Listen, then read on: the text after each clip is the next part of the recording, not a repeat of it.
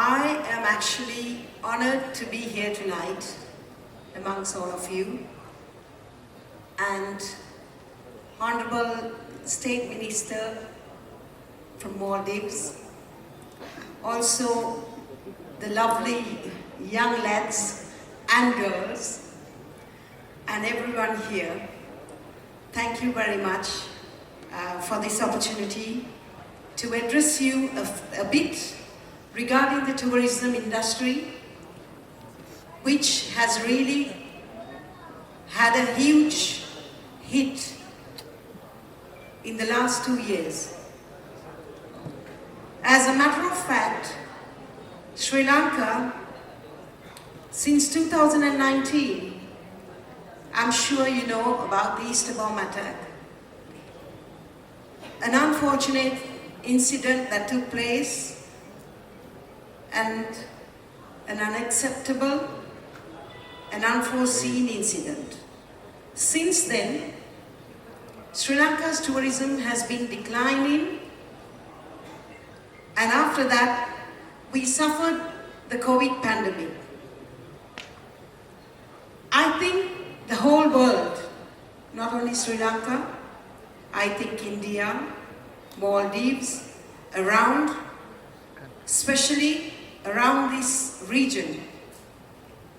I think because we are all tourist destinations and we have suffered the COVID pandemic and the results of it.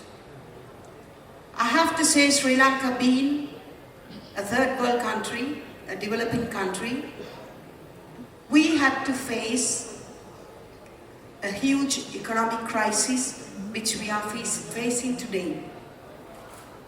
And tourism was one of, I would say, bread and butter also. It brought in a revenue of nearly 5 billion US per annum to Sri Lanka from tourism.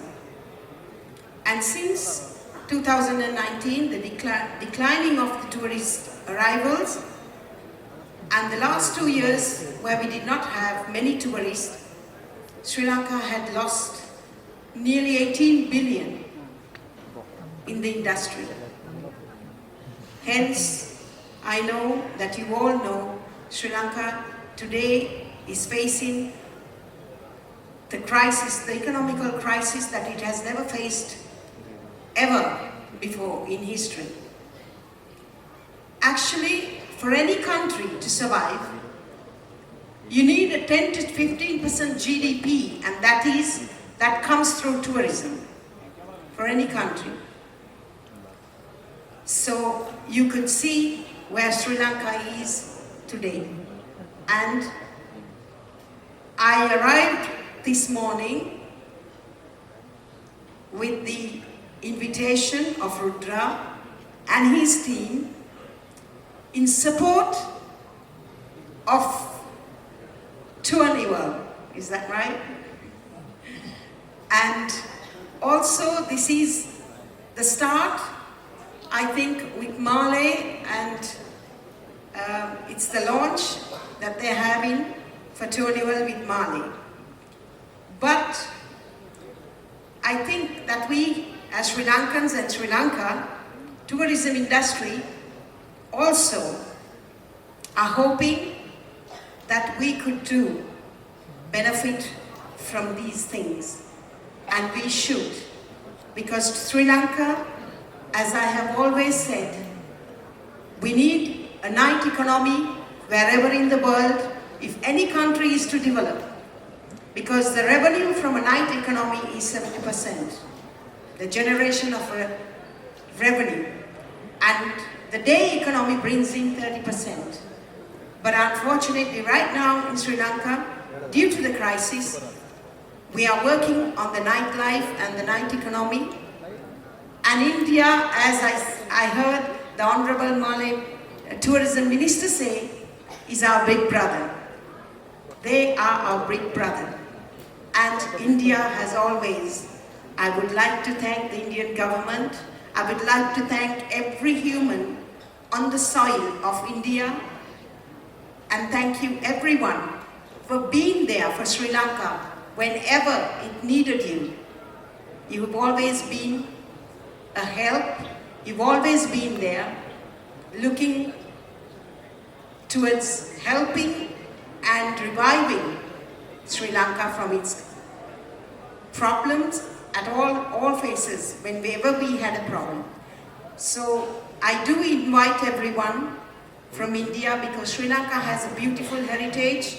Like I said, even though we are economically bankrupt, Sri Lanka's beauty, its culture, its heritage, its weather, and its soil is not bankrupt. It's there for you to explore. It's there for the world to explore. And I invite everyone.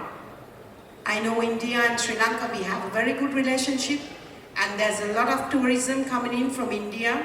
And as the State Tourist Minister of Sri Lanka, I plan to work on lots of especially cultural and religious packages to Sri Lanka for you all to come in and to explore the beauty and the friendly hospitality that we offer as Sri Lankans. And again, I would like to take this opportunity to thank the government of India and everyone in India, the whole population, as a matter of fact, because you all help in some way or the other.